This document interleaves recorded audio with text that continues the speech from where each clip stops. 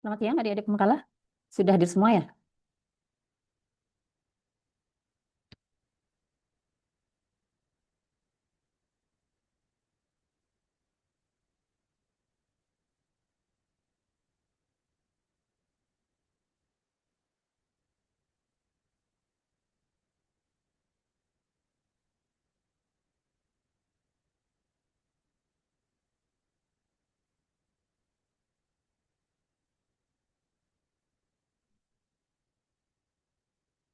Oke, sepertinya sudah masuk semua ya. Bisa kita langsung mulai ya, supaya eh, tidak sampai sore kegiatannya. Sudah siap adik-adik pemakalah semuanya? Oke, sebelum memulai, perkenalkan saya Kaini Purwati selaku moderator di room 2 ini. Jadi di room 2 ini terdapat 6 pemakalah ya. Nah, seperti saya sampaikan di grup, untuk setiap satu pemakalah disediakan waktu kurang lebih 10 menit, sekaligus dengan tanya jawab. Seperti itu. Jadi eh, kemudian nanti akan ada pemakalah terbaik dari masing-masing room. Itu berdasarkan hasil penilaian yang sudah dilakukan. Oke, tidak berlama-lama mungkin saya bisa langsung. Suara saya terdengar jelas ya? Oke. Terdengar Ibu. Mungkin oke, Oke, mungkin kita bisa langsung mulai dari pemakalah pertama, yaitu IGD Maisha Swecha.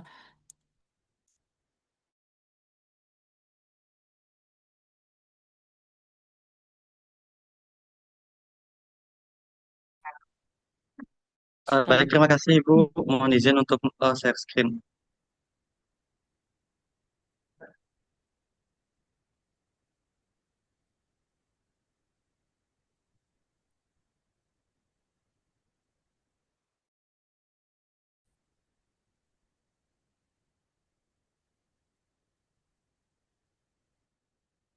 Baik, sebelumnya apakah share screen saya sudah terlihat? Sudah, sudah. Baik, terima kasih Ibu atas konfirmasinya. Sebelumnya, Om Swastiastu, Assalamualaikum warahmatullahi wabarakatuh, Shalom, Namo Buddhaya, dan salam sejahtera bagi kita semua. Perkenalkan, sebelumnya rekan-rekan, saya Igede Maesa Sudarma Putra, mahasiswa semester 8, Program Studi Pendidikan Matematika Universitas Pendidikan Ganesha. Pada kesempatan kali ini akan memaparkan eh, artikel dengan judul Pemodelan Matematika dalam Pemetaan Gedik Polos Sangsih menggunakan fungsi modulo studi etnomatematika gamelan Bali. Jadi adapun latar belakang yang mau melatar belakangi penelitian saya ini, yaitu yang pertama masalah utama dalam pembelajaran matematika yang dimana seringkali kita bertemu dengan matematika itu yang dianggap sebagai mata pelajaran yang abstrak, sehingga siswa masyarakat itu kurang menyadari bagaimana dalam kehidupan sehari-hari, termasuk dalam konteks sosial, ekonomi maupun budaya.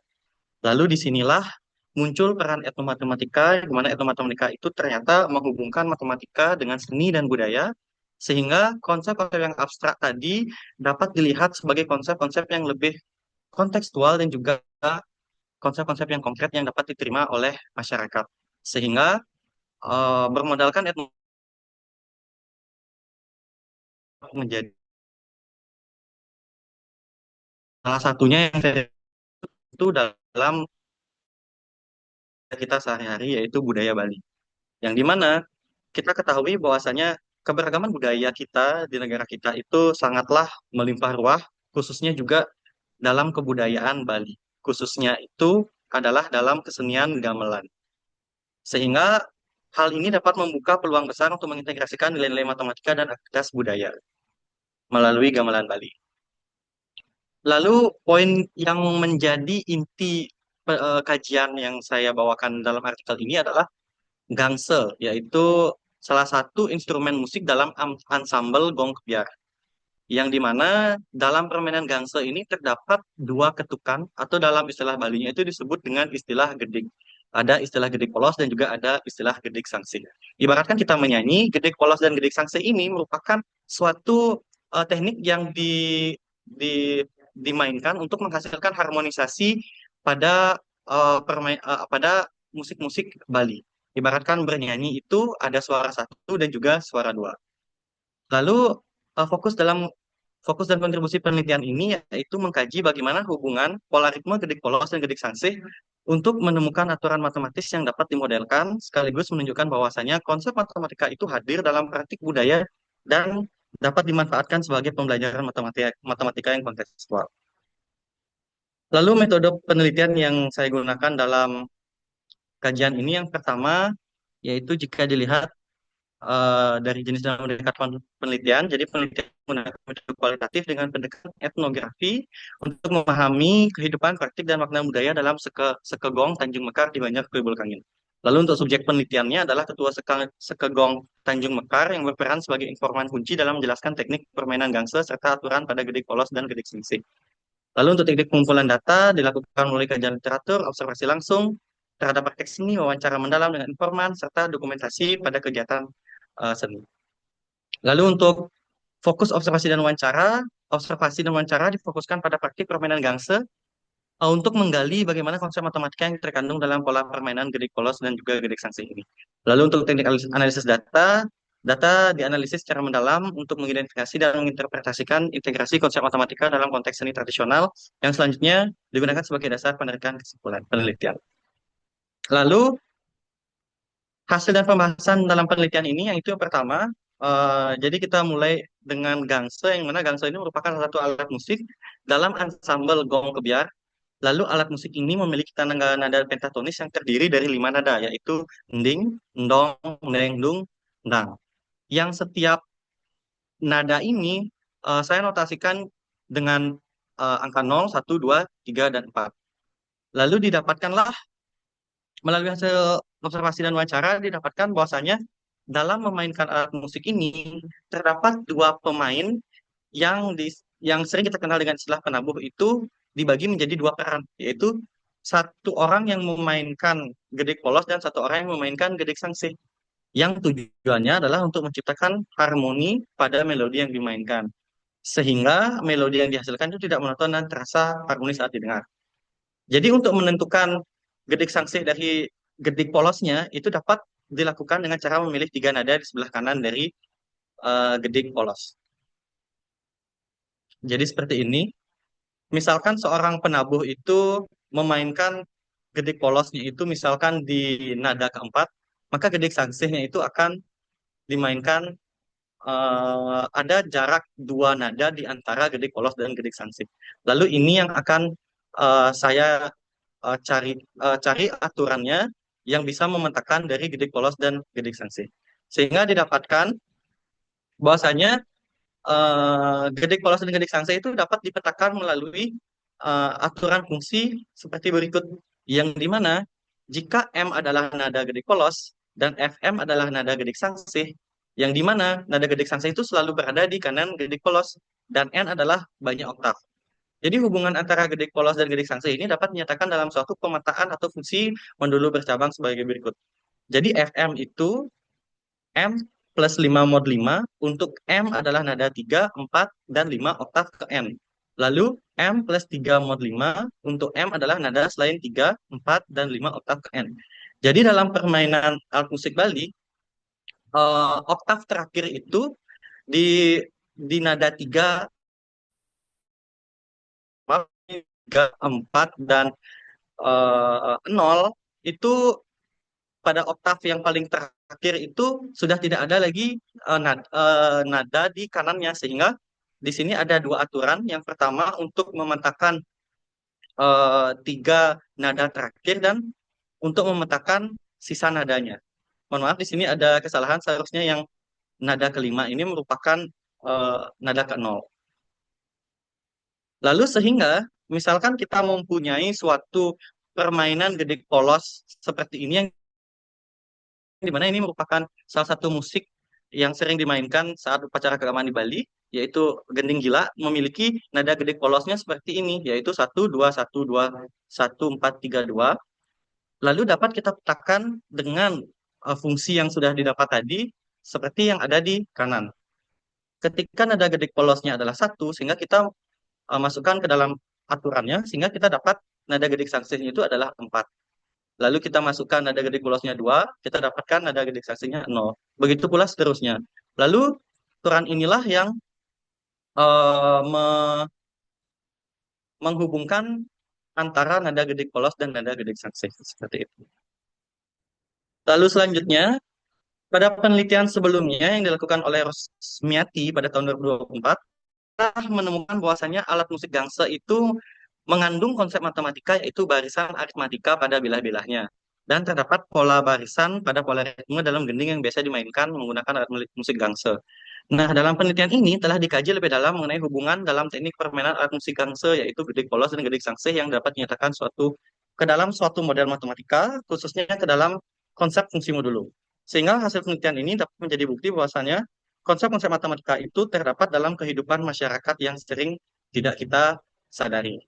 Selain itu, dengan hasil penelitian ini tentunya dapat menjadi bahan baru, referensi baru yang dapat diintegrasikan ke dalam pembelajaran matematika untuk dijadikan bahan ajar yang kontekstual dengan menghubungkan konsep-konsep matematika dengan budaya lokal serta pengalaman siswa, khususnya untuk mengajarkan fungsi dan penerapan operasi modulo. Integrasinya itu dapat berupa contoh nyata dari fungsi itu sendiri, misalkan apabila siswa diberikan suatu domain yang yaitu melodi suatu lagu, kode mainnya adalah nada pada gangse, dan aturan fungsinya adalah fungsi yang memetakan gedik polos dan gedik sangsi.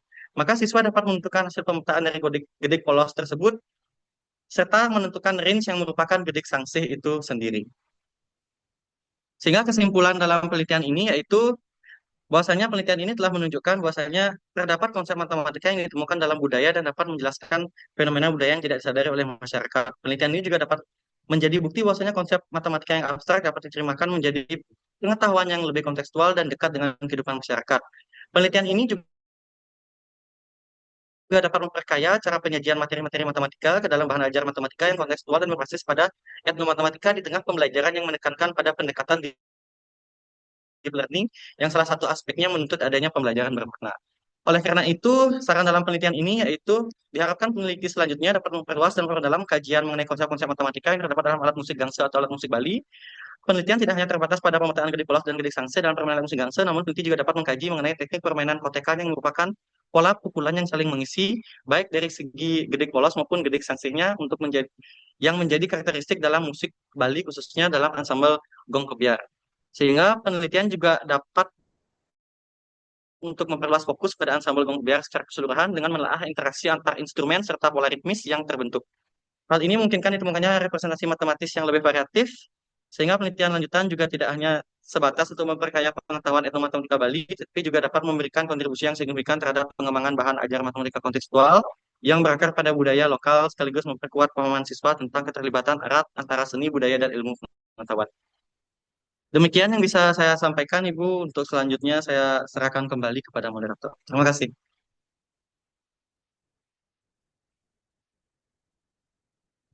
Oke, terima kasih Maisa. Benar ya panggilnya Maisha ya? Iya, Bu, benar-benar. Oke, menarik sekali terkait dengan artikel yang diambil.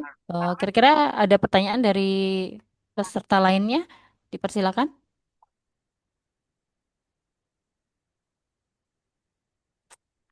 Ada pertanyaan terkait apa yang sudah dipaparkan oleh Maisha? Tidak ada? Oke, mungkin saya mau tanya sedikit Maisha sambil menunggu rekan lainnya. Kira-kira kesulitan apa yang Maisha hadapi saat melakukan penelitian ini? Baik, terima kasih, Ibu. Terkait dengan kesulitannya itu, saya menemukan kesulitan itu di saat untuk mencari aturan aturan yang dapat memetakan gedik polos ke gedik sangsih ini gitu. Pertama, sempat berpikir bahwasanya ini bisa kita mungkin carikan seperti jadikan aturan pemetaan itu merupakan fungsi linear. Namun kalau fungsi linear itu ternyata dia eh, tidak tidak serta-merta dengan mudahnya untuk menghubungkannya karena kan di sini hanya ada nadanya itu kan dari 1 sampai 5, tapi itu pun saya ubah yang awalnya itu sebenarnya nada itu 1 2 modul tidak mungkin bisa menghasilkan modulo 5 sehingga hanya bisa menghasilkan yang nol saja seperti itu mungkin. Oke, eh, Maisa sendiri apakah pemain gangsa ini? Ya kebetulan saya juga suka untuk bermain alat musik gangse dan saya pikir ini ada kajian etnomatematika ya di dalamnya karena sebelumnya peneliti sebelumnya itu sempat mengkaji bahwasanya bilah-bilah dari gangsa itu membentuk suatu barisan aritmatika dan saya coba gali lagi lebih dalam kebetulan di rumah juga terdapat tabur di Banjar sehingga dari segi pengambilan data dengan narasumber itu memang sudah ada kedekatan sehingga dalam penelitian khususnya dalam penelitian kualitatif ini kita peneliti itu kan memang dituntut untuk kedekatan dengan subjek penelitian sehingga itu salah satu yang memudahkan juga itu. Oke, mungkin ini akan jadi tantangan nanti juga ya saat kita membelajarkannya di sekolah mungkin ya, karena kan nggak semua siswa mengenal alat musik itu gitu ya. Mungkin nanti bisa jadi penelitian lanjutan bagi Malaysia ya untuk studi lanjut ya. Oke, oke, Ya, Ibu. ini tidak ada pertanyaan mungkin dari rekan-rekan nggak ada. Oke, cukup mungkin untuk Malaysia sesinya saya cukupkan. Kita berlanjut ke pemakalah kedua ya. Hmm. Pemakalah Baik, terima kedua. kasih Bu. Ya, sama-sama. Ninengah Priti Susadi, silakan. Ya, terima kasih Bu, izin untuk share screen.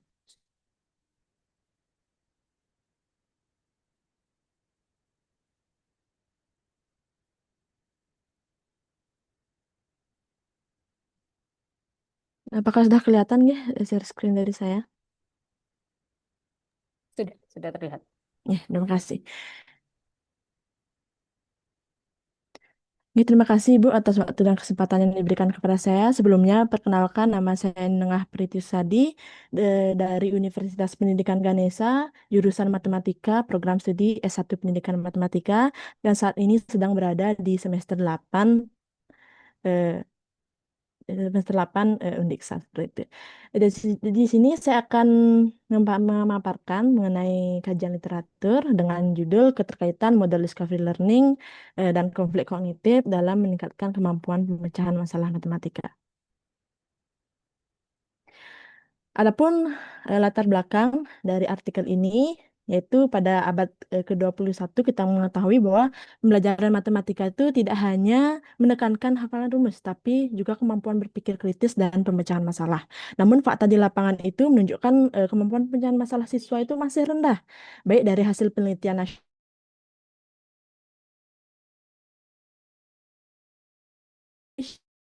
peringkat 68 dari 81 negara dengan skor matematika yaitu 366.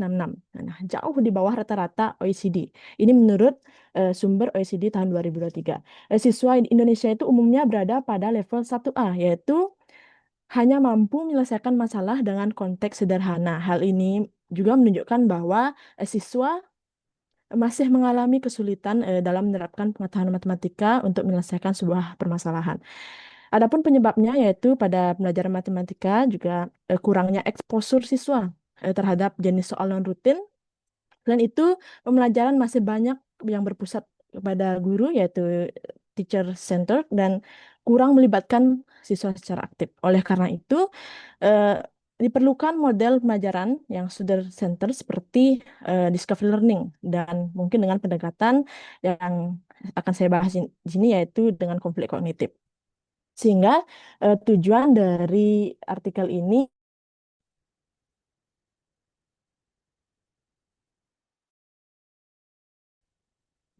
adalah untuk menganalisis secara sistematis hasil-hasil penelitian keterkaitan penerapan model discovery learning dan konflik kognitif terhadap kemampuan pemecahan masalah matematika siswa. Adapun definisi-definisi seperti model discovery learning, yaitu model pembelajaran yang menempatkan siswa sebagai subjek aktif dalam proses menemukan, menyelidiki, dan merumuskan sendiri konsep-konsep, sehingga diharapkan bahwa pengetahuan yang diperoleh oleh siswa itu menjadi lebih bermakna, tahan lama dalam ingatan, serta membantu siswa dalam memecahkan masalah secara kreatif dan mandiri. Kemudian ada konflik kognitif, ya. Konflik kognitif itu adalah suatu kondisi ketika seseorang mengalami ketidaksesuaian antara pengetahuan atau pemahaman yang sudah dimilikinya dengan informasi baru yang diterima dari lingkungan ataupun situasi sekitarnya.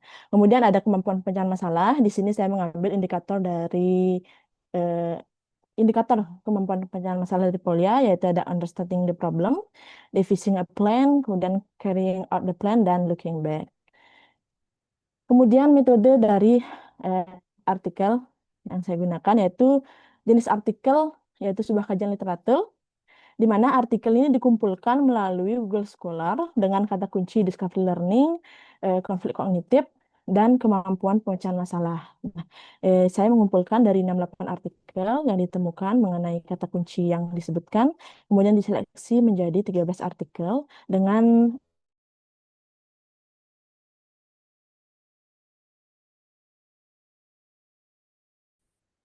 kemudian hasil dan pembahasan yang pertama yaitu mengenai discovery learning. Ya. Hasil kajian mengenai discovery learning ini menunjukkan bahwa discovery learning itu secara konsisten meningkatkan kemampuan pemecahan masalah matematis siswa. Bisa dilihat dari hasil dari penelitian Lela tahun 2024, kemudian Jana dan Fahmawati 2020 menyatakan bahwa siswa itu menjadi lebih aktif memahami masalah, menyusun strategi, dan menarik kesimpulan secara mandiri. Kemudian ada juga hasil penelitian dari Ani Zulfa tahun 2023, kemudian Ramadhani dan Haryani tahun 2023 yang menyatakan bahwa discovery learning itu lebih efektif dibanding belajar langsung karena mendorong konstruksi pengetahuan mulai proses penemuan. Kemudian hasil yang kedua, yaitu secara singkat mengenai konflik kognitif, menyatakan bahwa konflik kognitif ini terbukti efektif dalam mengurangi miskonsepsi dan meningkatkan kemampuan pemecahan masalah matematika siswa. Dilihat dari penelitian eh, Parwati dan Soeharto tahun 2020, kemudian dan juga penelitian dari Rusmawa tahun 2021 yang menghasilkan bahwa pemberian situasi yang bertentangan dengan pemahaman awal siswa mendorong terjadinya perubahan konseptual. Kemudian adapun hasil dari penelitian Putri dan Adi Putra tahun 2021 dan Ferawati dan Afifah tahun 2018 juga menyatakan bahwa pembelajaran konflik kognitif ini menunjukkan peningkatan yang signifikan pada hasil belajar kognitif dan kemampuan pemecahan masalah. Dan ketiga, pembahasan yang ketiga yaitu integrasi discovery learning dan konflik kognitif. Di mana integrasi discovery learning dan konflik kognitif ini memiliki kesamaan paradigma yaitu konstruktivistik, di mana menekankan rekonstruksi pada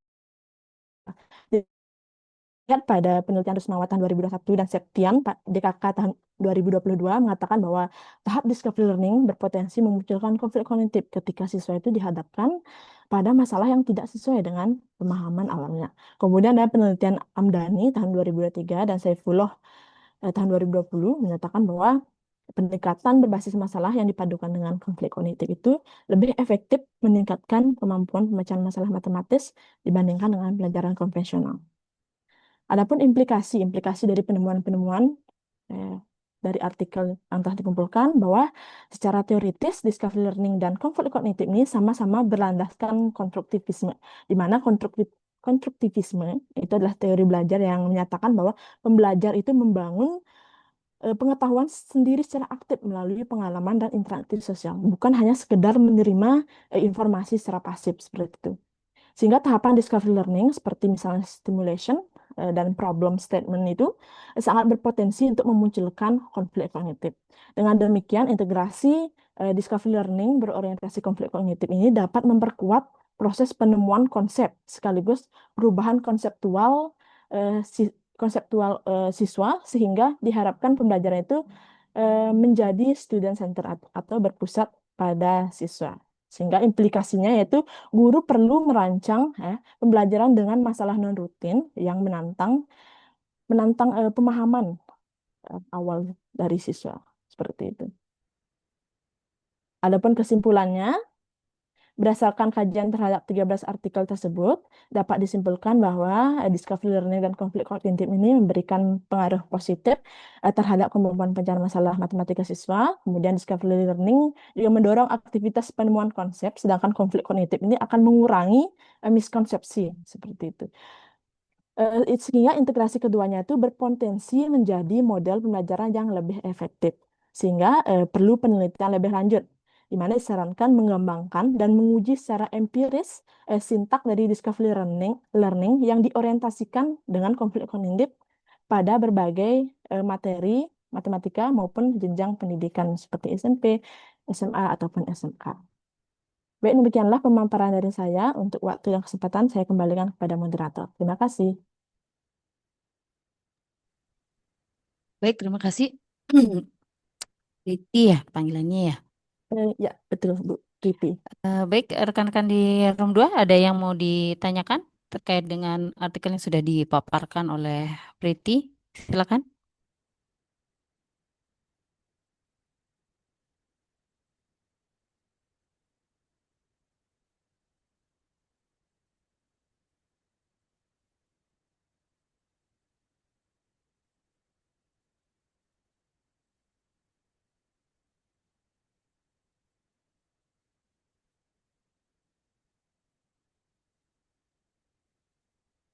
Ada yang mau bertanya?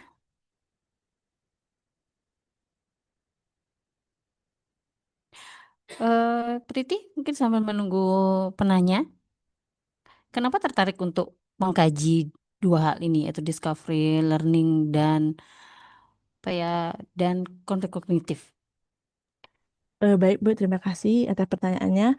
Jadi, saya tertarik mengkaji modal discovery learning dan konflik kognitif ini didasari juga oleh eh, skripsi yang akan sedang saya jalani saat ini, di mana eh, pada kurikulum Merdeka kita mengetahui bahwa siswa itu ditekankan untuk tidak hanya menghafalkan rumus, namun kita juga perlu mendalami bagaimana eh, rumus itu bisa diaplikasikan dalam kehidupan sehari-hari. Sehingga saya mengkaji model discovery learning dengan konflik kognitif, di mana konflik kognitif ini sangat membantu bagaimana agar siswa itu tidak hanya mengerjakan soal rutin, namun berupa soal non rutin, di mana siswa itu akan bergelut dengan pengetahuan yang telah dimiliki sebelumnya.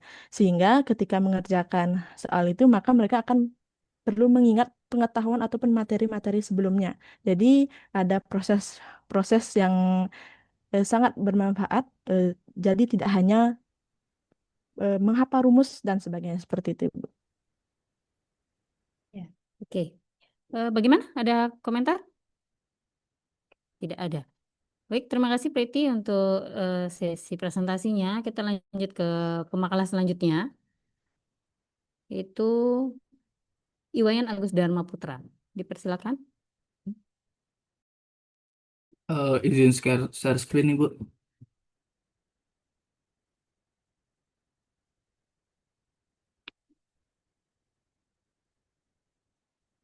Baik, terima kasih atas waktu dan kesempatan yang telah diberikan. Perkenalkan, nama saya Iwan Agus Dharma Putra dari Universitas Pendidikan Matematika, jurusan Matematika. Saya sekarang berada di semester 10.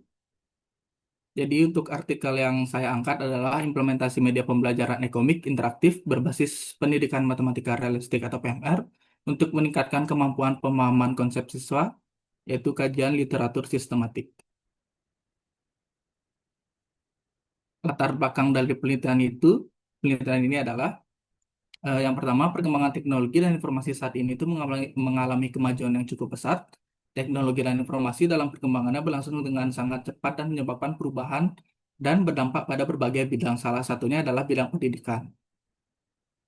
Nah, pengintegrasian teknologi ini menjadi langkah yang efektif untuk membantu siswa dalam mengeksplorasi dan memperdalam pemahaman mereka terhadap konsep matematika yang abstrak. Nah, salah satu bentuk implementasi integrasi teknologi tersebut adalah pemanfaatan media pembelajaran. Nah, faktanya di lapangan adalah pentingnya pemahaman konsep itu tidak sejalan dengan kualitas kemampuan pemahaman konsep yang sesungguhnya. Nah, kenyataan ini menunjukkan prestasi matematika siswa Indonesia yang masih tergolong rendah. Pada jurnal OECD tahun 2022, data PISA tahun 2022 itu Indonesia menempati peringkat ke-68 dari 81 negara dengan skor 366. Nah, penurunan ini dibandingkan dengan tahun 2018 itu terdapat pengurangan skor dengan skor 371. Hal ini menguatkan fakta bahwa pemahaman konsep siswa itu masih tergolong rendah. Nah, adapun faktor-faktor yang mempengaruhi hal tersebut yaitu salah satunya guru sebagai salah satu faktor rendahnya pemahaman konsep matematika karena guru tidak menguasai metode ataupun pendekatan yang sesuai untuk diterapkan. dalam pembelajaran dan kurangnya penguasaan materi serta kurangnya variatif dalam pemilihan media pembelajaran. Selain itu, kurangnya konsentrasi belajar siswa, kebiasaan belajar yang tidak teratur, dan metode pembelajaran yang kurang menarik menjadi faktor kurangnya pemahaman konsep siswa. Nah, solusi yang ditawarkan adalah e-komik interaktif berbasis PMR. Nah, interaktif ini dalam komik digital tidak hanya menampilkan cerita bergambar, tetapi juga mengintegrasikan elemen interaktif yang memungkinkan pembaca untuk berinteraksi langsung dengan konten dalam komik. Pembelajaran dengan pendekatan PMR itu bisa dipakai untuk model pembelajaran dalam matematika karena berhubungan dalam kehidupan sehari-hari siswa. Dan e-komik itu akan memberikan gambaran hal yang menyenangkan pada siswa, maka akan meningkatkan pemahaman siswa serta secara tak sadar siswa terhanyut untuk mempelajari matematika berdasarkan cerita yang ditampilkan.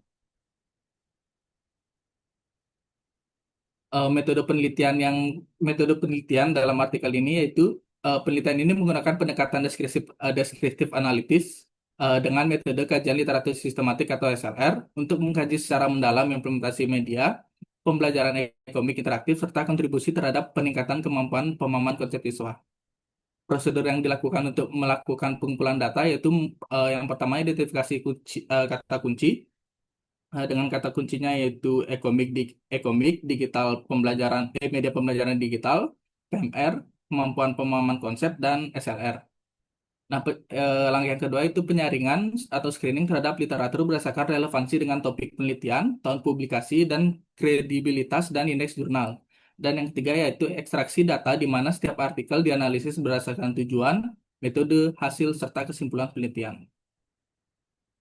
Adapun hasilan pembahasan dari penelitian tersebut dari jurnal yang saya dapatkan, adapun kategori publikasinya jurnal jurnal nasional kurang dari 22 artikel yang terbit di jurnal berindeks Sinta 2 sampai Sinta 4, jurnal internasional kurang dari 6 artikel terbit di AIP, IJMI, IJAS dan IJAKSA. Proceeding konferensi kurang dari 8 artikel yang direpresentasikan oleh Atlantic Press, AIP, IOP, dan SNVA. Lalu ada tesis atau repository yaitu kurang dari 10 artikel termasuk dari repository Universitas UNY, UPI, UNESA, Undiksa, dan UNJ. Dan total publikasi yang saya dapatkan dari 2019 sampai 2025 yaitu lebih dari 46 publikasi ilmiah. Nah, setelah itu kita klasifikasikan berdasarkan fokus penelitian dengan dua fokus penelitian yaitu peningkatan kemampuan pemahaman konsep matematika menjadi 5, jumlah artikelnya menjadi 5, dan pengembangan media interaktif dan berbasis pendidikan matematika realistik itu terdapat 5 artikel. Untuk sumbernya bisa dilihat dari jurnal Aksioma, jurnal penelitian pendidikan, jurnal teknologi pembelajaran, jurnal ilmiah pendidikan bahasa. Sebenarnya untuk pengembangan media e-komik interaktif itu terdapat 5 contoh sumbernya yaitu Materi Dusa, Jurnal Pendidikan di Indonesia, dan Jurnal Ilmiah Pendidikan Sekolah Dasar. Nah, berdasarkan analisis dari 10 artikel tersebut, dapat disimpulkan bahwa media pembelajaran e-komik interaktif, penggunaan media pendidikan matematika realistik secara konsisten menunjukkan efektivitas dalam meningkatkan kemampuan pemahaman konsep matematika siswa. Nah, penelitian menunjukkan bahwa media e-komik atau e-komik digital dalam pembelajaran matematika memiliki tingkat validitas yang tinggi, baik dari segi materi, media, bahasa, maupun desain. Adapun hasil yang lain yaitu kepraktisan dari media tersebut, mayoritas penelitian melaporkan respon positif dari guru dan siswa dengan kategori praktis hingga sangat praktis. Lalu ada segi keefektifan, dari seluruh penelitian menunjukkan adanya peningkatan hasil belajar dan pemahaman konsep siswa setelah menggunakan media e-komik. Secara keseluruhan, hasil-hasil penelitian tersebut menunjukkan bahwa penerapan media pembelajaran e-komik interaktif berbasis PMR mampu menciptakan pembelajaran bermakna dan efektif, tidak hanya meningkatkan kemampuan pemahaman konsep siswa, tetapi juga hasil belajar siswa. Nah, kesimpulan dari artikel yang telah dibuat adalah berdasarkan hasil kajian literatur sistematik yang telah dilakukan, media pembelajaran e-komik interaktif menunjukkan potensi yang kuat dalam mendukung peningkatan kemampuan pemahaman konsep siswa pada berbagai konteks pembelajaran. Nah, karakteristik e-komik yang memadukan unsur visual, narasi, dan interaktivitas memungkinkan siswa memahami materi pembelajaran secara lebih konkret, sistematis, dan bermakna. sekaligus meningkatkan keterlibatan serta motivasi belajar. Nah, meskipun demikian, kajian ini juga mengidentifikasi adanya keterbatasan terkait sarana teknologi, kesiapan pendidik, serta masih terbatasnya penelitian pada jenjang pendidikan dan mata pelajaran tertentu. Oleh karena itu, pemanfaatan e-komik interaktif perlu dirancang secara terencana dan kontekstual, serta didukung oleh penelitian lanjutan yang lebih beragam agar implementasinya dapat memberikan kontribusi yang lebih optimal terhadap peningkatan pemahaman konsep siswa dalam pembelajaran formal. Baik, sekian yang dapat saya sampaikan. Saya kembalikan ke moderator. Baik, terima kasih. Hmm. Untuk peserta lainnya, apakah ada yang mau ditanyakan atau disampaikan terkait dengan pemaparan materi dari pemakalah yang ketiga?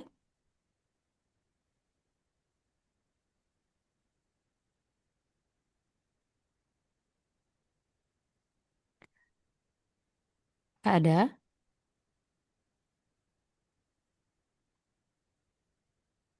Oke, ini yang bertanya moderatornya aja jadinya ini ya. Yang lain diam semua ini. Hmm. Oke, Agus Dharma, saya mau nanya, ini kira-kira sudah pernah mengembangkan e-komik ya? Sudah, Ibu. Kebetulan skripsi saya mengembangkan e-komik juga. Oke, sudah selesai ujian skripsinya berarti. Belum. Oke, semoga lancar ya sampai akhir ya. Sudah Terima kasih, Bu. gini diimplementasikan di sekolah untuk Sudah, e-komiknya atau gimana? sudah, Ibu. Sudah. Oke, ditunggu hasilnya atau nanti akan dipublikasikan juga. Jadi Baik, Ibu. sebagai tambahan referensi nanti bagi kita untuk melakukan penelitian lanjutan gitu ya. Oke, teman-teman lainnya ada yang mau disampaikan? Oke, ada. Oke, terima kasih untuk paparan dari Agus. Kita lanjut ke pemakalah keempat, yaitu Ida Ayu Putu Mahayani. Silakan. Baik, terima kasih Ibu atas kesempatannya. Izin saya share screen ya.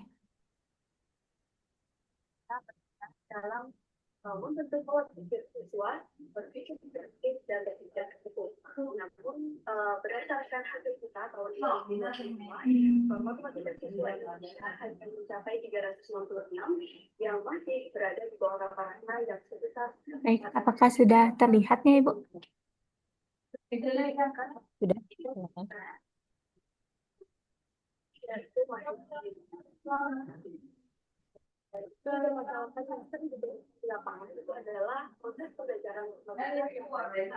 Baik, terima kasih atas kesempatan yang diberikan kepada saya. Sebelumnya, perkenalkan nama saya Ida Ayu Mahayani dari jurusan Matematika Universitas Pendidikan Ganesha.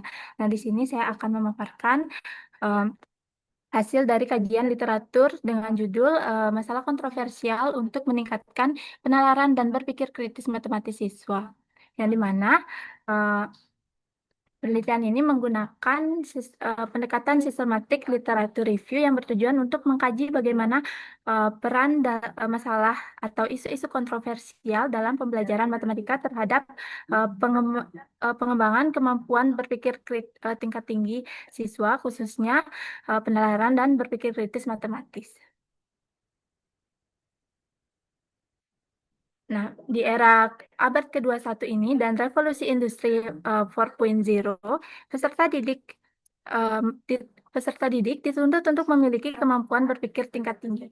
Nah, tidak hanya sekedar menghafal atau menerapkan rumus di sekolah. Nah, dalam pembelajaran matematika, kemampuan seperti penalaran dan berpikir kritis menjadi kompetensi utama yang harus dikembangkan. Namun pada praktiknya pembelajaran matematika masih sering bersifat yang prosedural dan berorientasi pada satu jawaban yang benar. Nah, oleh karena itu diperlukan pendekatan pembelajaran yang mampu memicu aktivitas berpikir yang lebih mendalam. Salah satunya itu melalui penggunaan masalah matematika yang bersifat kontroversial. Nah, adapun urgensi penelitian ini yaitu yang pertama ada siswa sering hanya berfokus pada satu jawaban yang benar. Nah, padahal itu ada masalah kontroversial yang membuka banyak kemungkinan banyak solusi karena masalah kontroversial ini memiliki karakteristik adanya konflik kognitif, perbedaan sudut pandang dan juga kemungkinan solusi yang beragam. Nah, kondisi ini mendorong siswa untuk menganalisis informasi, mengevaluasi berbagai alternatif jawaban, serta menyusun argumen matematis yang logis. Nah, meskipun penelitian tentang berpikir kritis dan penalaran sudah banyak dilakukan, nah kajian yang mengintegrasikan keduanya itu dalam konteks masalah kontroversial itu masih terbatas.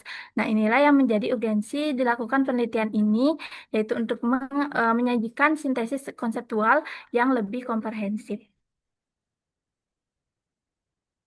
Nah, adapun tujuan penelitian yang saya lakukan yaitu berdasarkan latar belakang tersebut, tujuan penelitian ini adalah untuk menganalisis dan mendeskripsikan peran isu-isu kontroversial dalam pembelajaran matematika. Secara khusus, itu penelitian ini bertujuan untuk mengkaji kontribusi masalah kontroversial terhadap pengembangan kemampuan penalaran matematis dan keterampilan berpikir kritis matematis siswa berdasarkan hasil-hasil penelitian yang sebelumnya.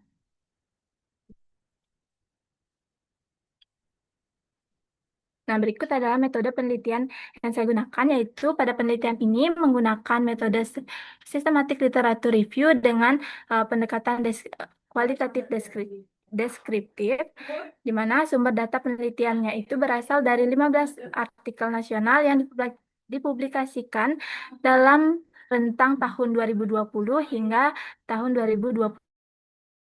Nah, artikel-artikel tersebut itu diperoleh melalui Google Scholar, dengan fokus kajian pada isu kontroversial, penalaran matematis, dan berpikir kritis. Nah, adapun prosedur penelitiannya, yaitu di mana prosedur penelitiannya itu dimulai dengan mengidentifikasi topik dan penentuan kata kunci yang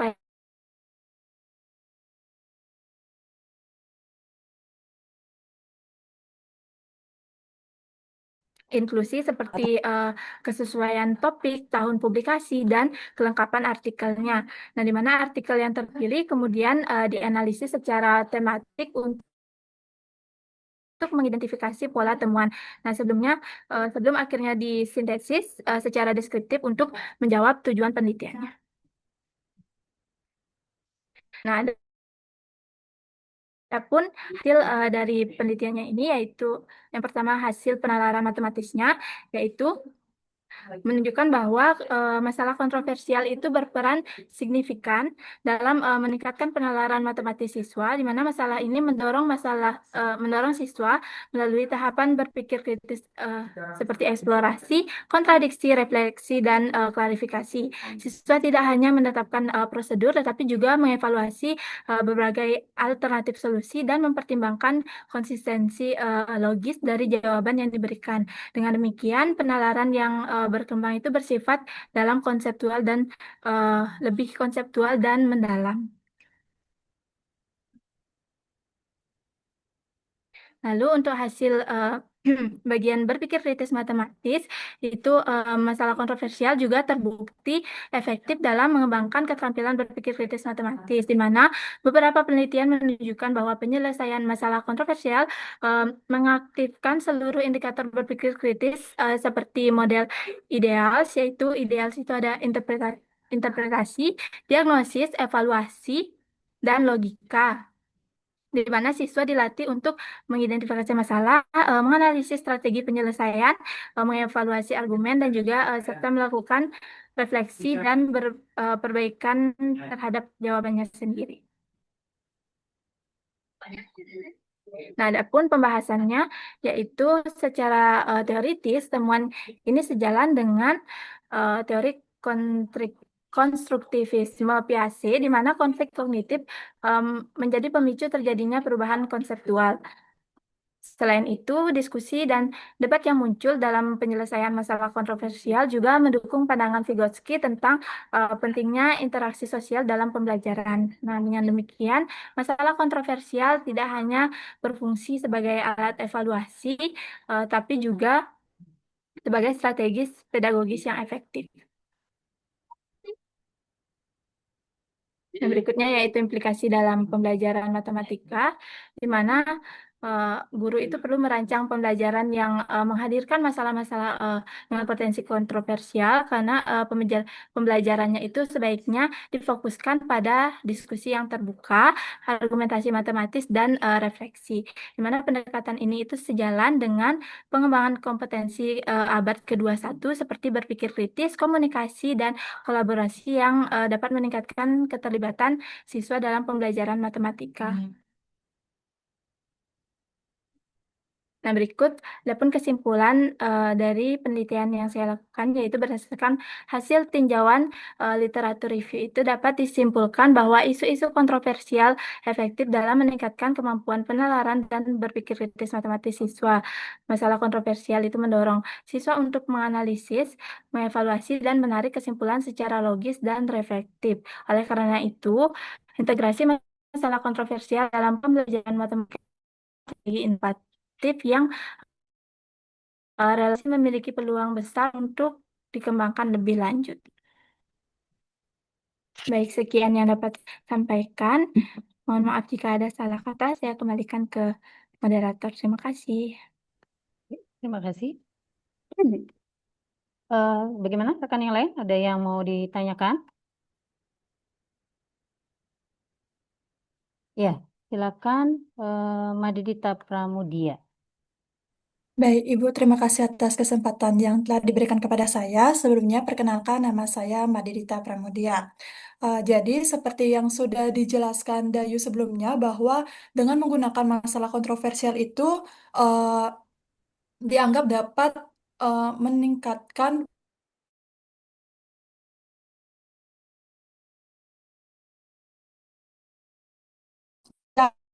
pembelajaran matematika di abad ke-21. Baik, sekian, Ibu. Oke, silakan ditanya.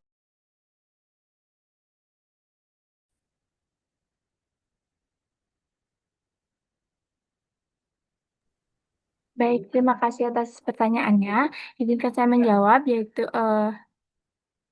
kenapa masalah kontroversial itu dianggap relevan dalam pembelajaran matematika di abad ke-21.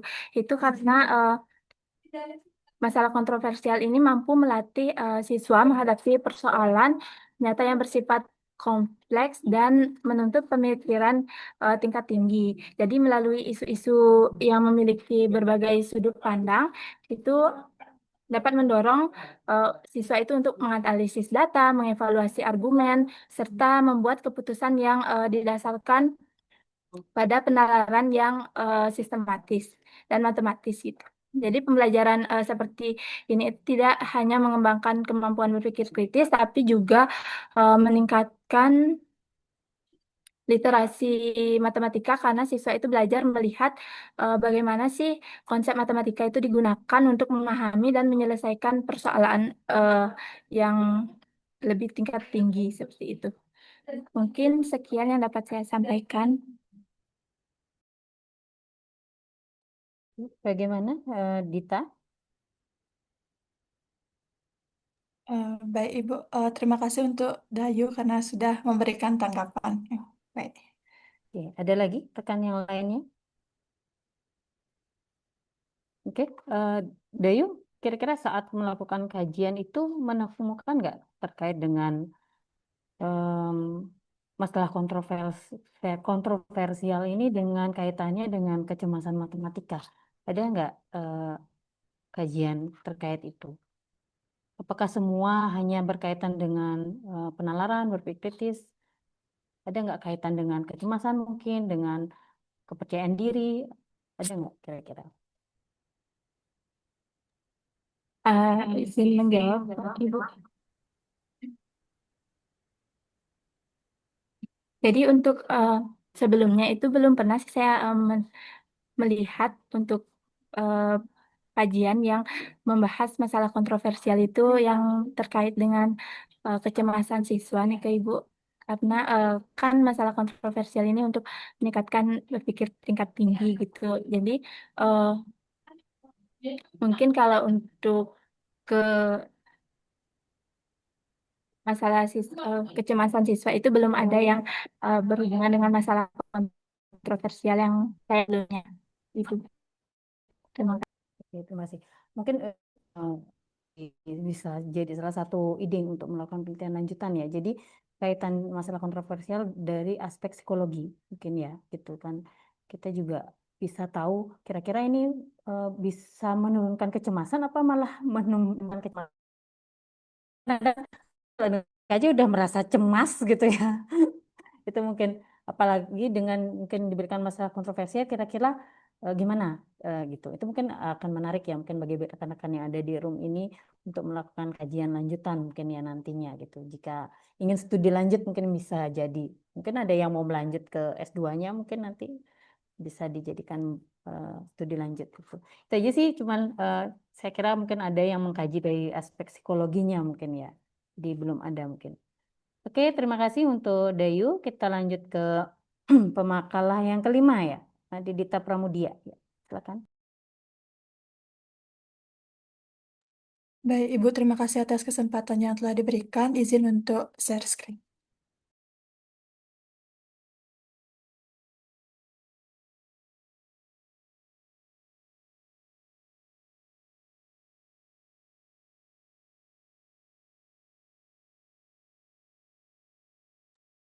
Baik, sebelumnya apakah share screen saya sudah terlihat? Nggih? Sudah?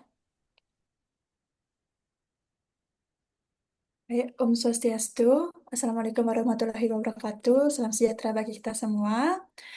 Jadi, sebelumnya, perkenalkan nama saya Madita salah satu mahasiswa dari Prodi Pendidikan Matematika, jurusan Matematika Universitas Pendidikan Ganesha.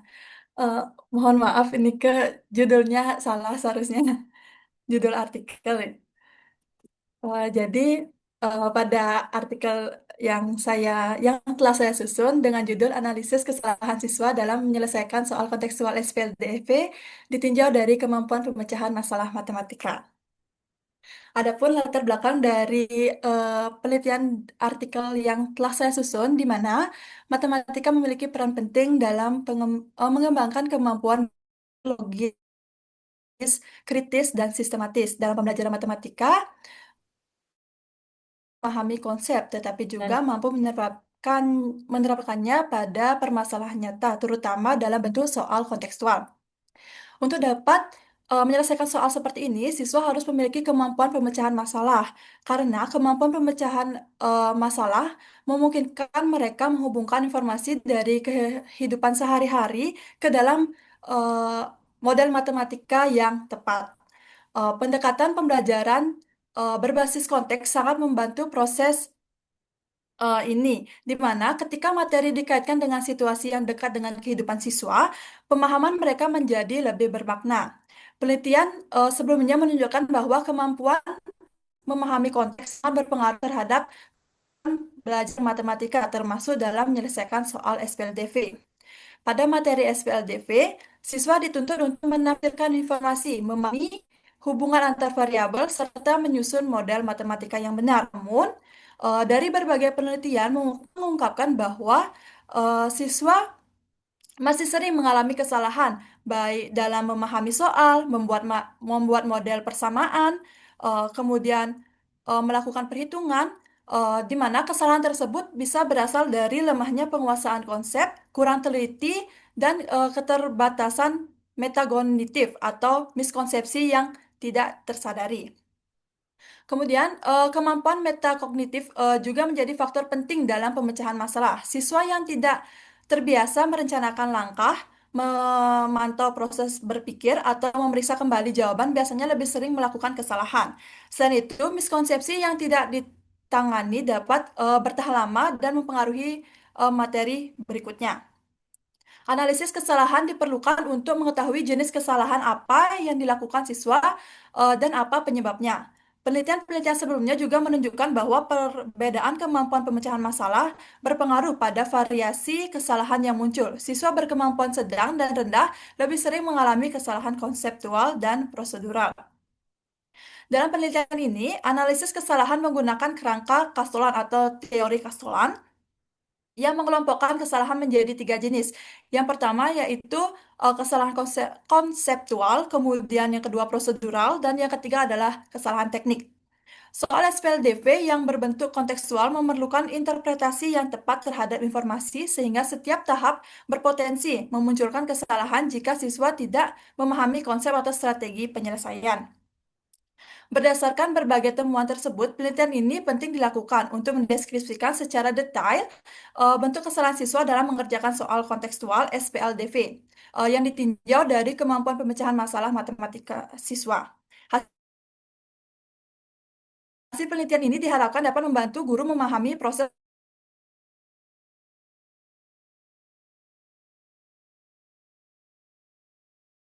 ini.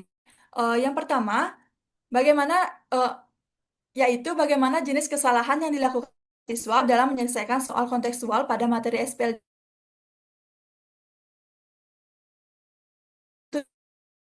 itu mendeskripsikan jenis kesalahan yang muncul ketika siswa menyelesaikan soal kontekstual pada materi SPLDV ditinjau dari kemampuan pemecahan masalah matematika. Adapun metode penelitian pada penelitian ini dengan jenis penelitian itu deskriptif kualitatif dengan populasi dan sampelnya itu populasinya adalah 32 siswa kelas 8 SMP Negeri 5 Singaraja tahun ajaran 2025-2026 dengan sampel dengan melakukan dengan teknik purpose sampling dengan memilih 3 siswa dengan kemampuan tinggi, sedang, dan rendah.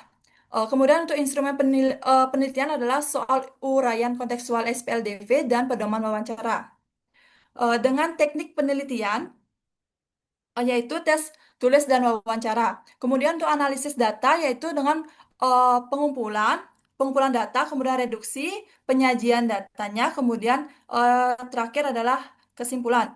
Dengan kesimpulan itu adalah dengan keabsahan data yaitu triangulasi metode. Adapun hasil penelitian pada penelitian ini yaitu dengan siswa kemampuan tinggi, siswa dapat memahami soal, kemudian merencanakan dan menyelesaikannya dengan benar. Namun terdapat kesalahan pada tahap eh, pemecahan masalah yaitu tahap memeriksa kembali, di mana siswa tidak melakukan memeriksa kembali, yang mana jika siswa tidak melakukan pemeriksaan kembali, ini berada pada kesalahan prosedural. Kemudian untuk siswa kemampuan sedang, di mana siswa sudah mampu memenuhi indikator kemampuan pemecahan masalah, itu memahami soal, merencanakan yang cukup baik, eh, di mana kesalahan dalam siswa kemampuan sedang yaitu kesalahan dalam langkah perhitungan, kemudian tidak memeriksa kembali. Kesalahan dalam perhitungan itu bisa dikatakan dalam kesalahan teknik. Kemudian kesalahan tidak memeriksa kembali dikatakan dalam kesalahan prosedural. Kemudian untuk siswa dengan kemampuan rendah, dari awal eh, proses siswa dalam menyelesaikan masalah, siswa sudah mengalami kesalahan sejak tahap memahami masalah, di mana eh, kesalahan dalam memahami masalah itu siswa kurang mampu untuk mengetahui apa yang diketahui, apa yang ditanyakan. Kemudian pada tahap merencanakan, siswa sebenarnya cukup baik dalam merencanakan penyelesaiannya, namun pada proses menyelesaikannya siswa mengalami kesalahan di mana siswa mengalami kesalahan pada langkah perhitungannya. Kemudian pada tahap memeriksa kembali, siswa tidak melakukan pemeriksaan kembali, Eh, yang mana disimpulkan bahwa siswa dengan kemampuan rendah mengalami kesalahan konseptual, teknik, maupun prosedural. Adapun pembahasan pada penelitian ini, yaitu hasil penelitian ini menunjukkan bahwa kemampuan pemecahan masalah matematika sangat mempengaruhi jenis dan tingkat kesalahan yang dilakukan siswa dalam menyelesaikan soal kontekstual SPLDV. Berdasarkan analisis menggunakan teori Castolan, Kesalahan siswa dapat dikategorikan menjadi kesalahan konseptual seperti yang sudah saya jelaskan tadi, konseptual, prosedural, dan teknik. Temuan ini memperlihatkan bahwa kesalahan tidak muncul secara acak tetapi berkaitan erat dengan kemampuan kognitif siswa dalam setiap pemecahan masalah. Untuk siswa dengan kemampuan pemecahan masalah tinggi, mereka mampu memahami masalah, membuat rencana, dan menyelesaikan soal dengan tepat. Kemudian mereka tidak melakukan kesalahan konseptual maupun teknik. Kesalahan hanya muncul pada tahap memeriksa kembali jawaban sehingga termasuk kesalahan prosedural yang hal ini menunjukkan bahwa meskipun kemampuan matematikanya yang baik, aspek metagognitif seperti refleksi dan pengecekan ulang masih kurang berkembang.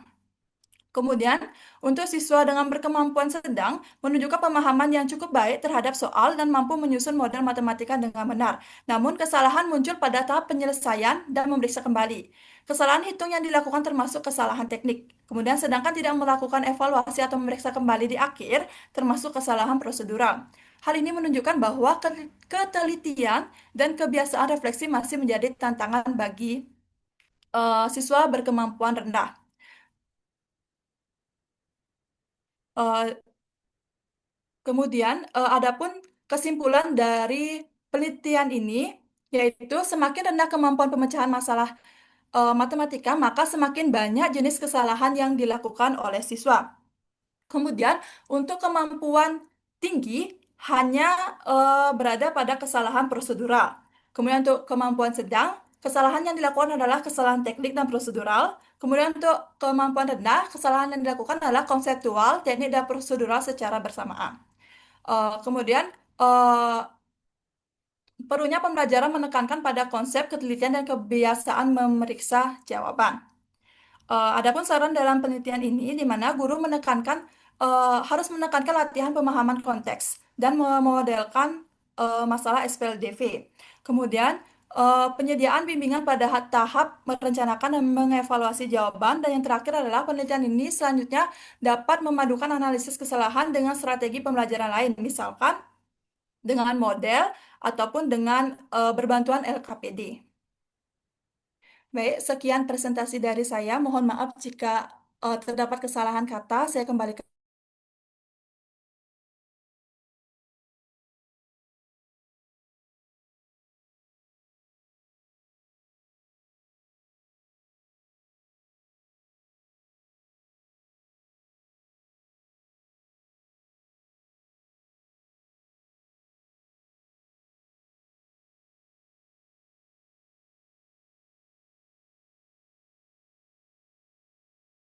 Tengah Pritisadi, saya ingin bertanya kepada Dita. Eh, Pertanyaannya yaitu bagaimana Dita sebagai peneliti itu memastikan bahwa soal uraian SPLDV yang digunakan itu benar-benar mengukur kemampuan pemecahan masalah. Mungkin demikian pertanyaan dari saya. Terima kasih.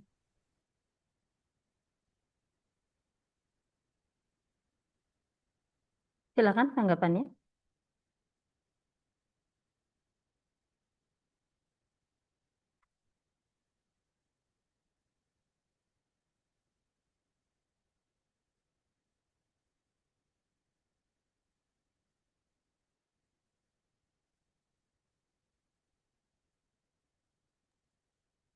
baik, izin menjawab. Jadi, untuk memastikan bahwa soal uraian benar-benar mengukur kemampuan pemecahan masalah, saya menyusun instrumen berdasarkan 4 tahap dari Polya, yaitu pemecahan masalah, yaitu memahami masalah, kemudian merencanakan penyelesaian, menyelesaikan masalah, dan memeriksa kembali. Jadi setiap bagian soal dirancang agar menuntut siswa menunjang kemampuan pada keempat tahap tersebut.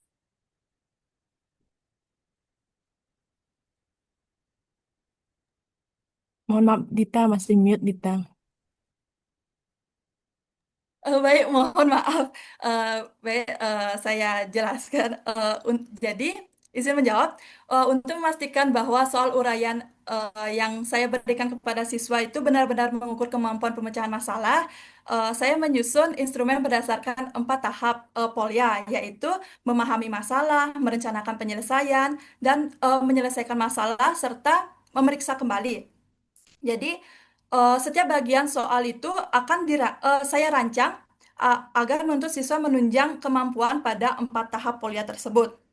Jadi siswa bukan semata-mata hanya menjawab siswa bukan semata-mata hanya menjawab soal langsung mendapatkan jawaban, tapi siswa uh, akan memenuhi keempat indikator dengan menjawab soal itu, di mana pada tahap memahami masalah, siswa akan melakukan eh, mengkaji informasi yang ada pada soal, yaitu dengan mengetahui apa yang diketahui, apa yang ditanyakan. Kemudian pada tahap merencanakan penyelesaian, siswa akan memisalkan dari soal SPLDV itu, kemudian memodelkannya.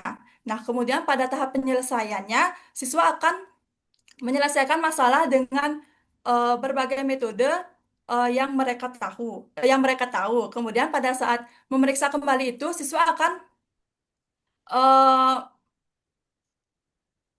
eh, siswa akan memeriksanya dengan cara mensubstitusikan nilai, misalkan nilai X yang diketahui dan nilai Y yang diketahui, apakah sudah sesuai eh, dengan model dari matematika yang diketahui sebelumnya itu. Jadi, sekian jawaban dari saya. Oke, terima kasih Dita atas tanggapannya.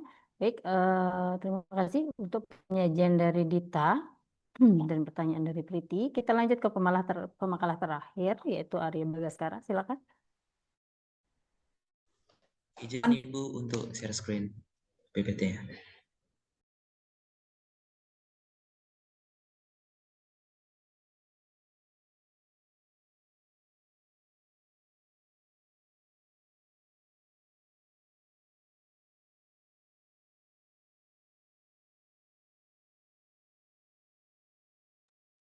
Izin Ibu, apakah sudah kelihatan PPT-nya? Sudah, silakan.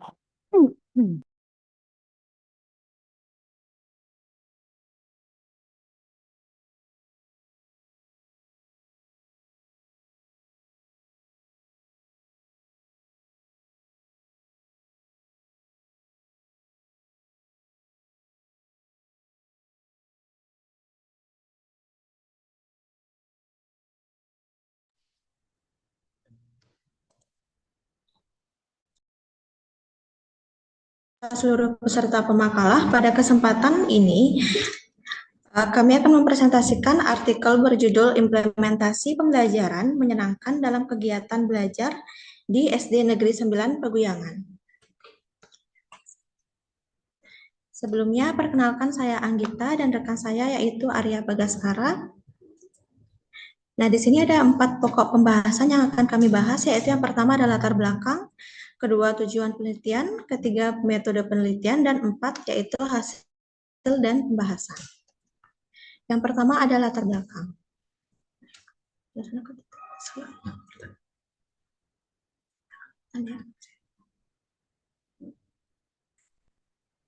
Yang pertama adalah latar belakang, yaitu pembelajaran di sekolah dasar merupakan tahap fundamental dalam membentuk kompetensi dan motivasi belajar siswa. Namun pembelajaran di SD Negeri 9 Paguyangan ini masih didominasi metode konvensional yang berpusat pada guru sehingga keaktifan siswa relatif rendah. Pendekatan pembelajaran menyenangkan atau bisa disebut juga dengan joyful learning hadir sebagai alternatif yang menekankan keterlibatan aktif siswa melalui kegiatan yang kreatif dan interaktif. Oleh karena itu, penelitian ini dilakukan untuk mengkaji implementasi pembelajaran menyenangkan serta dampaknya terhadap keaktifan dan pengalaman belajar siswa. Yang kedua ada tujuan penelitian. Di sini ada 3 tujuan penelitian, yaitu yang pertama ada mendeskripsikan implementasi pembelajaran menyenangkan dalam kegiatan belajar mengajar di SD Negeri 9 Paguyangan. Yang kedua ada mengidentifikasikan praktik dan strategi pembelajaran yang digunakan guru dalam menciptakan suasana belajar yang menyenangkan. Yang ketiga ada mengevaluasi dampak penerapan pembelajaran menyenangkan terhadap keaktifan, partisipasi, dan pengalaman belajar siswa. Yang ketiga yaitu ada metode penelitian, akan dijelaskan oleh rekan saya Arya, dipersilakan. Baik, terima kasih atas waktu yang diberikan pada saya. Jadi di sini saya akan memaparkan mengenai metode penelitian dalam segi lokasi dan waktu penelitian, di mana penelitian ini dilaksanakan di SD Negeri Peguyangan yang berlokasi di Kota Denpasar, Provinsi Bali. Pemilihan lokasi penelitian didasarkan pada adanya penerapan pembelajaran menyenangkan dalam kegiatan belajar mengajar yang dilakukan di sekolah tersebut. Penelitian dilaksanakan selama kegiatan pembelajaran berlangsung pada semester pada berjalan tahun ajaran 2024-2025 lalu dengan menyesuaikan jadwal kegiatan belajar mengajar di sekolah. Adapun juga desain penelitian, di mana penelitian ini menggunakan pendekatan deskriptif kualitatif dengan dukungan data kuantitatif sederhana dan data kuantitatif berupa persentase digunakan sebagai pendukung deskripsi hasil observasi. Pendekatan ini dipilih karena penelitian bertujuan untuk mendiskusikan secara mendalam proses implementasi pembelajaran menyenangkan dalam kegiatan belajar mengajar, serta memahami fenomena pembelajaran berdasarkan kondisi nyata di lapangan. Penelitian deskripsi kualitatif menggunakan peneliti untuk menggambarkan aktivitas pembelajaran, interaksi guru dan siswa, serta suasana belajar secara kontekstual dan natural pada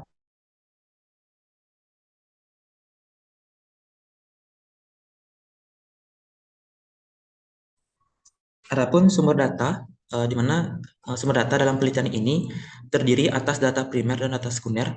Data primer diperoleh langsung dari hasil observasi kegiatan pembelajaran di kelas, interaksi antara guru dan siswa, serta respon siswa selama penerapan pembelajaran menyenangkan.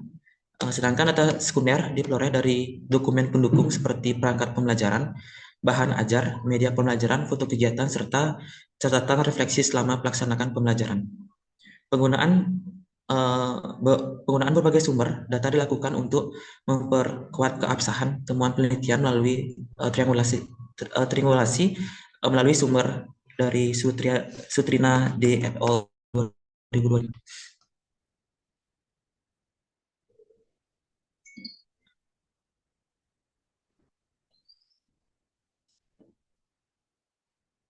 Lalu hasilan pembahasan mengetahui respon siswa terhadap menyenangkan, dilakukan observasi terhadap aktivitas belajar siswa selama proses pembelajaran berlangsung.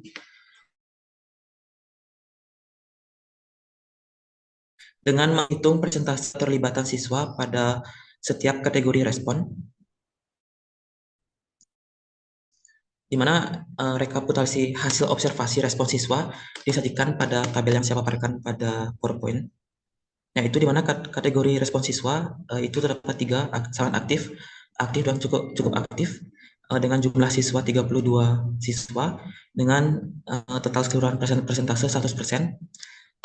Dan melalui penelitian yang telah dilaksanakan di sekolah, di mana didapatkan data bahwa jumlah 12 siswa itu termasuk kategori sangat aktif dengan persentase 37,50%, sedangkan 14 siswa tergolong aktif dengan persentase 43,75%, dan ada jumlah 6 siswa itu kategori tergolong cukup aktif dengan persentase 18,75%.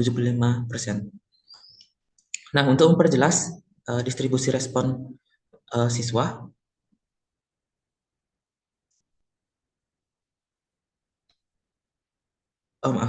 berdasarkan hasil observasi terhadap 32 siswa yang saya sebutkan tadi pada pelaksanaan pembelajaran di SD Negeri 9 Peguyangan, maka diperoleh data respon siswa terhadap implementasi pembelajaran menyenangkan sebagaimana disajikan pada PPT ini. Data menunjukkan bahwa 12 siswa dengan persentase 37,50% berada pada kategori sangat aktif, 14 siswa dengan persentase 43,75% termasuk kategori aktif, dan 6 siswa dengan kategori cukup aktif dengan persentase 18,75% berada pada kategori cukup aktif, di mana temuan ini mengindikasikan bahwa sebagian besar siswa menunjukkan keterlibatan yang tinggi dalam proses pembelajaran, baik dari segi keaktifan bertanya, berpartisipasi dalam diskusi, maupun antusiasme dalam mengikuti kegiatan pembelajaran. di mana dominasi kategori aktif dan sangat aktif tersebut menunjukkan bahwa pembelajaran menyenangkan mampu menciptakan suasana belajar yang kondusif dan memotivasi siswa untuk terlibat secara aktif. Kondisi ini sejalan dengan teori pembelajaran yang menyatakan bahwa suasana belajar yang positif dan menyenangkan dapat meningkatkan motivasi intrinsik siswa sehingga berdampak pada peningkatannya partisipasi dan keaktifan belajar. Ini dikutip dari jurnal Kusmawati et al. 2025. Pembelajaran eksplorasi, berinteraksi, dan mengekspresikan sehingga siswa merasa lebih nyaman dalam proses pembelajaran di sekolah. Di mana dengan hasil penelitian ini juga mendukung temuan penelitian sebelumnya yang saya temui, yaitu yang menunjukkan bahwa pembelajaran menyenangkan berpengaruh positif terhadap keaktifan dan respons siswa di sekolah dasar. Di mana penelitian Salsabila et al. 2024 menyatakan bahwa pembelajaran yang mengedepankan aktivitas, permainan edukatif, dan interaktif sosial mampu meningkatkan keterlibatan siswa secara signifikan.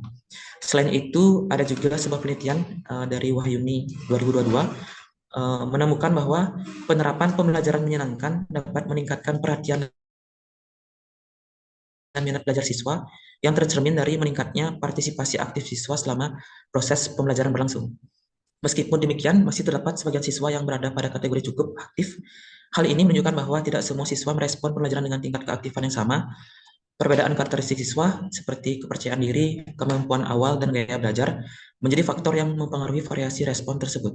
Namun secara keseluruhan pada data ini yang saya paparkan menunjukkan bahwa implementasi pembelajaran menyenangkan di SD Negeri 9 Pegujangan telah berjalan dengan baik dan mampu mendorong mayoritas siswa untuk terlibat aktif dalam kegiatan belajar mengajar. Dengan demikian, pembelajaran menyenangkan dapat menjadi salah satu alternatif strategi pembelajaran yang efektif untuk meningkatkan kualitas proses pembelajaran di sekolah dasar.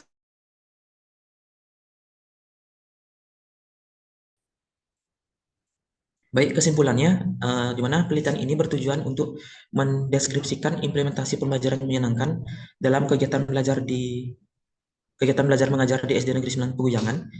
Berdasarkan hasil kajian yang telah dilakukan, dapat disimpulkan bahwa pembelajaran menyenangkan mampu menciptakan suasana belajar yang lebih kondusif, meningkatkan keterlibatan siswa, serta mendorong partisipasi aktif dalam proses pembelajaran. Pendekatan ini memberikan pengalaman belajar yang lebih bermakna bagi siswa karena pembelajaran berlangsung dalam suasana yang positif dan tidak menekan siswa itu. Implementasi pembelajaran menyenangkan juga menunjukkan potensi sebagai alternatif strategi pembelajaran yang efektif untuk meningkatkan kualitas proses pembelajaran di sekolah dasar.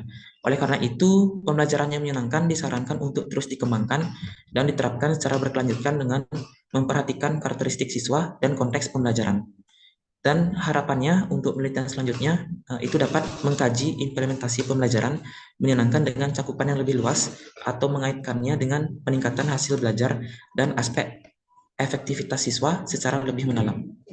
Baik, itu materi yang dapat saya paparkan bersama rekan saya. Waktu dan saya kembalikan kepada Ibu Moderator. Terima kasih. Oke, terima kasih Arya. Silakan rekan di room ini ada yang mau ditanyakan?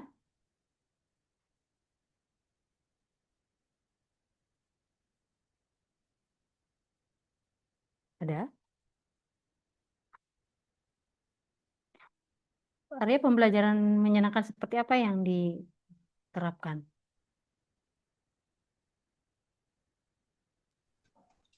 Seperti media pembelajaran interaktif, Ibu. Menggunakan media pembelajaran interaktif. Apa yang dipakai? Waktu kemarin Arya lebih pakai ular tangga ada dan juga dalam berupa mading dan juga pojok baca. Karena waktu kemarin waktu Arya meliti ke sekolah SD Negeri 9 itu kita lebih menonjolkan yang namanya numerasi dan juga literasi. Oke. Gimana teman-teman yang lain? Ada komentar? Nggak ada? Ya tidak. Kita cukupkan untuk sesi ini karena sudah semua peserta menyajikan artikelnya. Kita bisa kembali ke room utama untuk acara penutupan. Terima kasih atas partisipasi dari adik-adik semua. Semoga target yang ingin dicapai di tahun ini dapat tercapai ya, segera gitu ya. Karena Baik Ibu. itu selesai ujian skripsi dan lain sebagainya. Semoga sukses dan lancar selalu. Sampai jumpa di lain kesempatan. Terima kasih banyak. Silakan kembali ke room utama ya adik-adik semua. Terima kasih Ibu. Terima kasih Ibu.